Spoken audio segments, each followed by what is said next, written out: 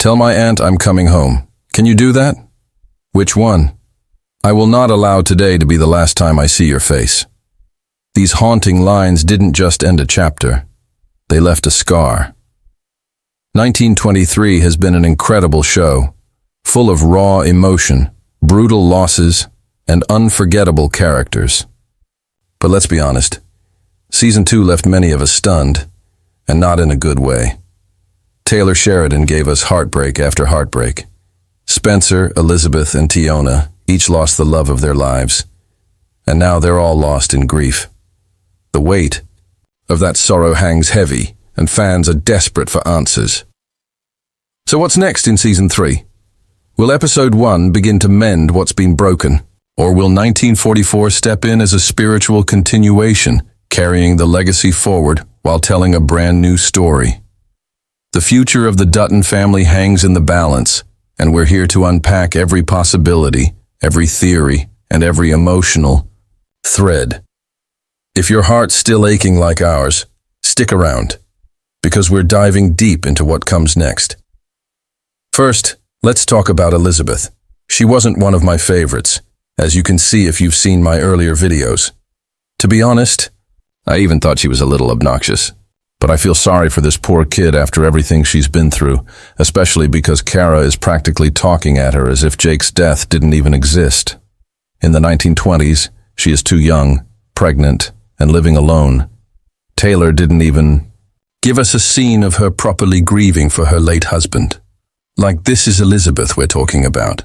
She has always been honest about her feelings, so it didn't sit well with us to watch her cry in private. At the end of Season 2, we find out that Elizabeth leaves Montana to live with her mother in Boston while still carrying Jack's child. Firmly believe that the child will eventually return to Duttonland, whether it's in Season 3 or 1944.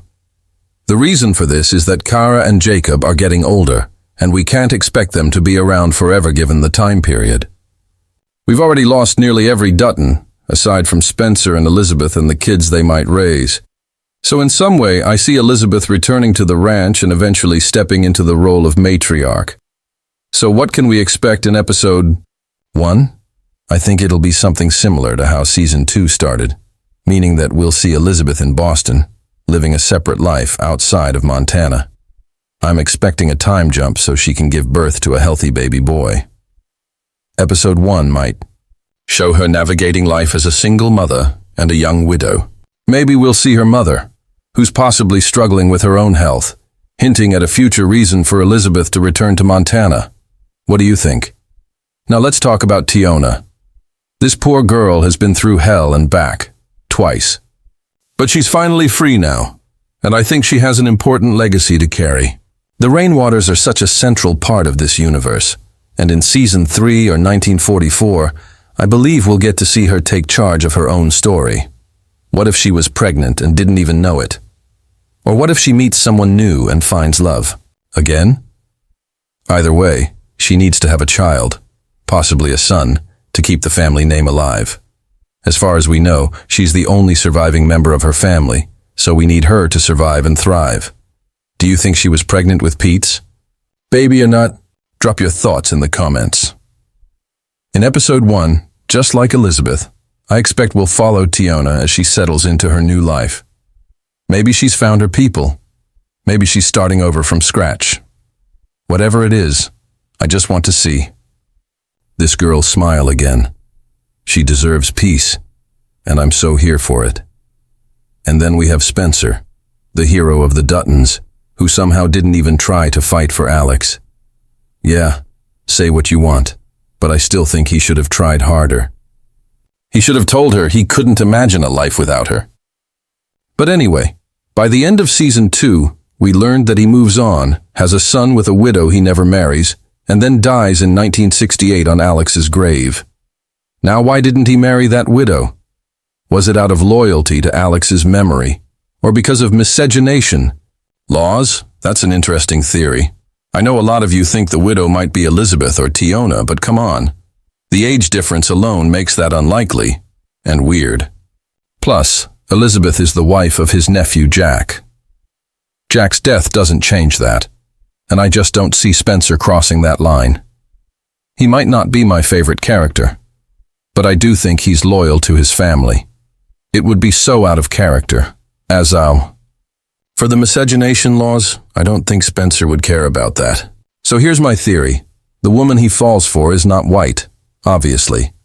And over the course of Season 3 or 1944, we'll watch him fight for that relationship. Think about what happened to Zane and his family. This could be a powerful storyline to explore. What do you think? In Episode 1, I imagine we'll see Spencer meet this widow. Maybe she's new in town. Maybe she's fleeing something. We don't know yet. But I believe she'll become a key part of his story. And here's what I'm really wondering. Did Spencer and Alex's son survive? I really hope so. If he did, Episode 1 might give us some beautiful moments. Spencer sitting with his son on his lap, telling stories about Alex. That would absolutely break me. Now let's talk about release dates. If we're getting 1923 Season 3, the most likely premiere window is spring 2026. With a bit of luck, production could move forward smoothly. However, if we're instead jumping into the 1944 storyline as a follow-up or spiritual continuation, we might be looking at a longer wait.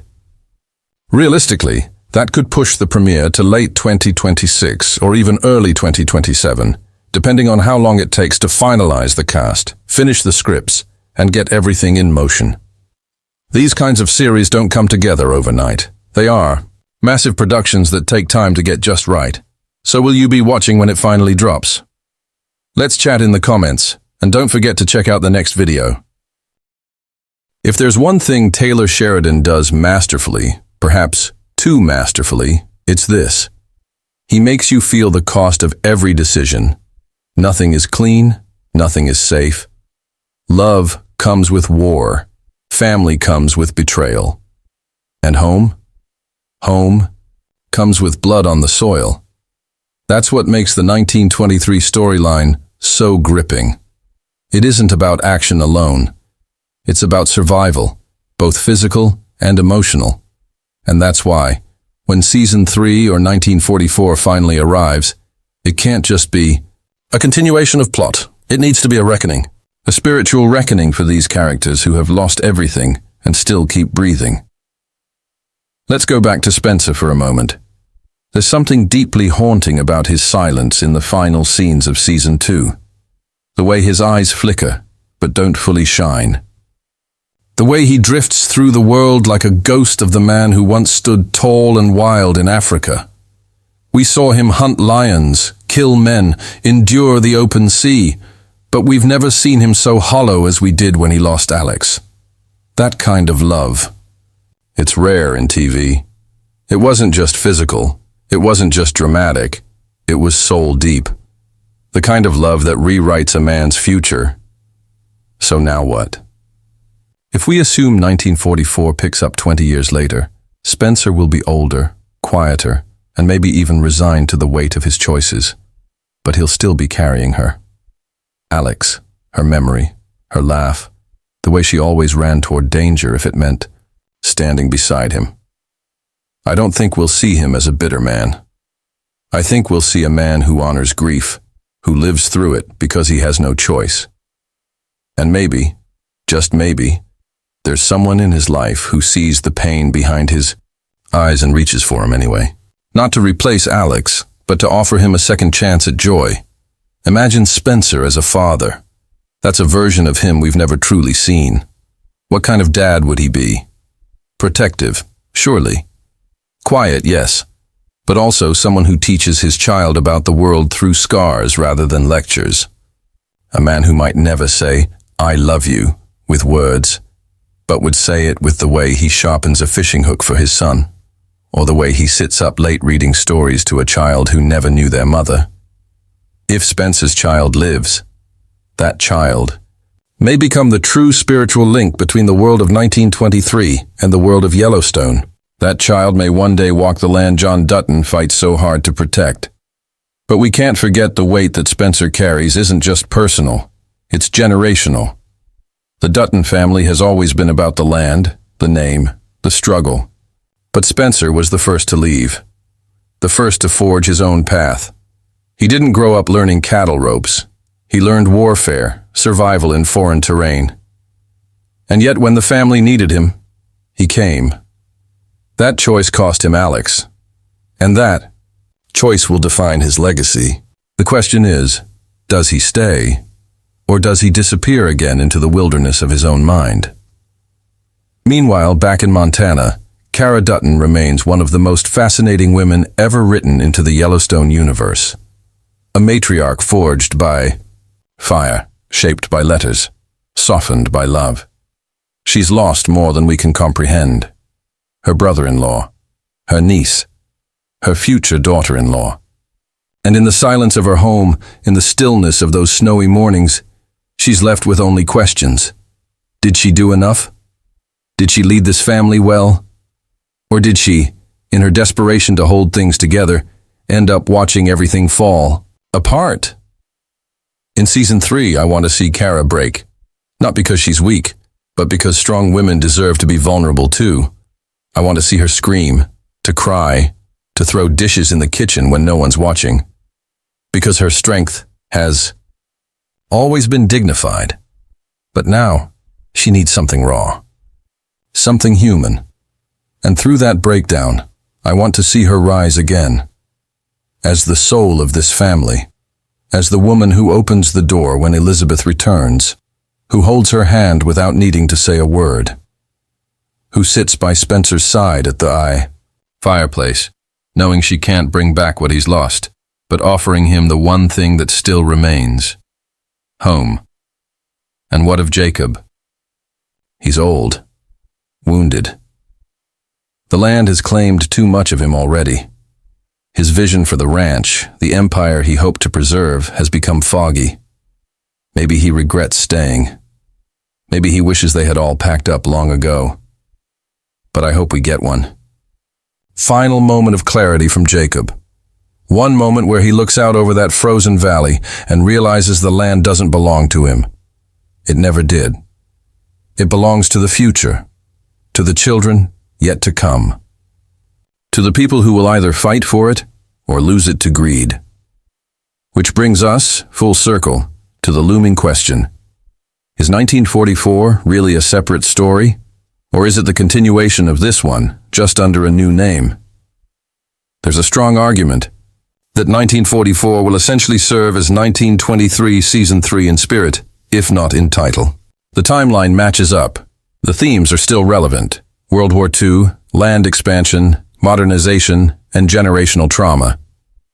But the title shift suggests a new chapter, a new perspective, and maybe, just maybe, new central characters.